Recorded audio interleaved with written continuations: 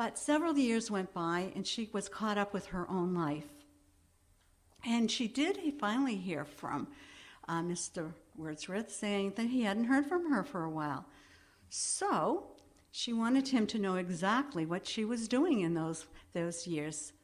And she got a friend of hers who was also into publishing and selling books, and Mr. Capon.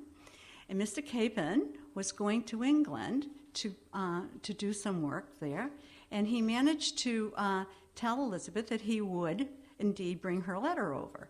Notice the address. It's 4 lines, and I love it.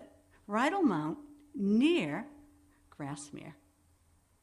I don't know if you could get a letter near wherever you are, but I live in Salem, Massachusetts, and if you said near Marblehead, I might get it, but I might not. Westmoreland, again. This time she wanted to make sure that Mr. Capon knew he was going to England because she put England down. Now that wasn't necessary if she was in a packet boat, because they probably had a satchel that they could put the letters in. So she wanted to make sure. Now the letter that you're seeing is not from here. It's the one letter that's in this presentation that's not written to William Wordsworth. It's written to Mr. Capon. And you can see this is how she usually wrote her letters. She crossed things out, she dashed them off, and she got what she needed to get. And that was a little bit of her aggressive personality. However, compare it to the letter she wrote to William Wordsworth. Second letter, 8 pages. Maybe there's a cross out if you looked through all 8 pages, but it's very neat. It's well spaced for her. And it's quite professional looking, because she was promoting her book, Record of a School, and she did like to send him books from all kinds of American authors, including her new friend Nathaniel Hawthorne, and herself in this case, and a lot of the transcendentalists that she was beginning to gather with and think out another philosophy that would resonate with the writings and thoughts of William Wordsworth. The next letter was a little bit later. It was 1838, and it was a letter from an old friend. Now, I know this is a letter from an old friend by just looking at it. And the reason why I know it's by an old friend is that she has written in the margin, she has used what we call layovers or crossovers, which was very common in the 19th century, but Elizabeth only did it to people she felt confident in and that she knew well. And this was a very personal letter. Again, the address goes back to just 2 lines. She takes out Westmoreland and she puts in near Grasmere again. And she is very comfortable with writing to him now, and it has a lot of personal messages, which if you want to, you can read the letters when you visit here. But I just wanted to point out how the format changes, and you can tell that by the delivery of the letter.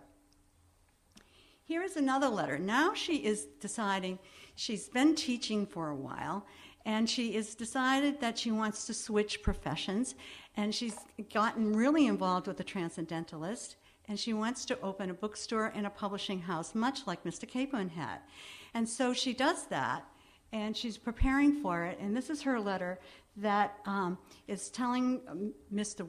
Wordsworth that she will be doing this, and she wants to promote his work in the United States, as he has helped promote some of the American writers, particularly Nathaniel Hawthorne, that she sent to him. She lets him know that she can deliver the letter through her business contacts of Wiley and Putnam in London. And she does that. And you can see that it's also on the envelope. If you can read upside down, it says in care of Wiley and Putnam.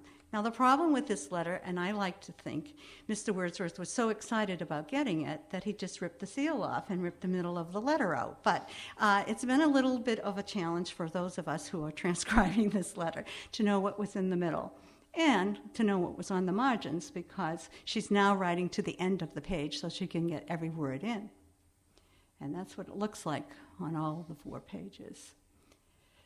1841, she's made it. She has her business going. She has her family living together upstairs over the store in the middle of Boston. She's a bookseller, a publisher, an entrepreneur. She is fairly well known in the literary circles. She has Emerson, who was her early Latin tutor, now one of her best friends, and she and Margaret Fuller are holding all kinds of events there. And she is sending a nice business letter to Rydalmount, one line, to William Wordsworth. And look at how neat that is. That's not a personal letter. That's a letter telling him how to get his books marketed in America for $1.25, and Americans will read them in one volume, that they're good and cheap. So she's telling him how it works. All right, so they're very good friends. 2 minutes. Very good friends. 1842, she finds out that Nathaniel Hawthorne, her heartthrob, is marrying her sister, and she dashes off a letter, gives it to Bronson Alcott, who's leaving the next day, to make sure Mr. Wordsworth knows what's going on. But she's still promoting Nathaniel's book, which I think is a good sport, and she still stays in touch with her sister. And then, in 1845, comes the last letter.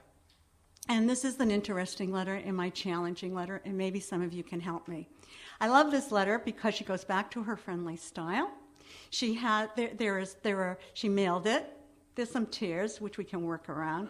But there are 2 stamps, and one is Ambleside. And I can't figure out what the second one is. Some people said it could be Oxenhope, because that makes sense of where it is on the trains coming up here to the Lake District. And I don't know what the numbers mean, so I have to come back here again, Jeff, and find out.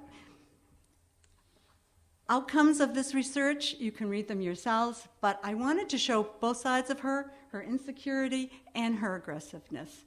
I wanted to show an international relationship and friendship with a person who was a fan, a friend, a confidant, and an entrepreneur. And I wanted to show and find out for my own self, because I like to know how things get around the world, how it got there and who delivered it, or did she mail it? And then if she mails it, how long does it take and what happens? And those are the things I'm still trying to unfold. And I couldn't get over the addresses because he had to be an international celebrity to just have Rydalmount on the envelope, even in a packet boat.